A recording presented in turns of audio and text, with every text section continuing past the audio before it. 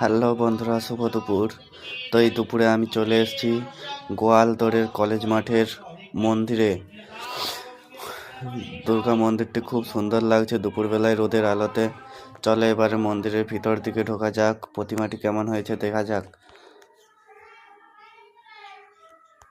মন্দিরের ভিতরে ঢুকছি, প্রতিমাটা দারুণ সুন্দর হয়েছে। এখানে পুজো চলছে, সপ্তমীর পুজো। মন্দিরের চারপাশটা দেখো, দর্শনার্থী সমাগম হচ্ছে। এবারে এ গেট দিয়ে বেরিয়ে গেছি।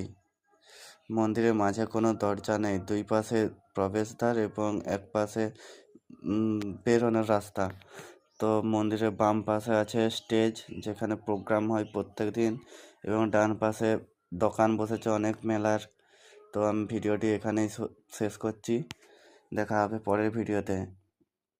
এইভাবে আমাকে সাপোর্ট করে এবং আমার চ্যানেলটিকে সাবস্ক্রাইব করো, যাতে নতুন নতুন ভিডিও আপডেট পাও।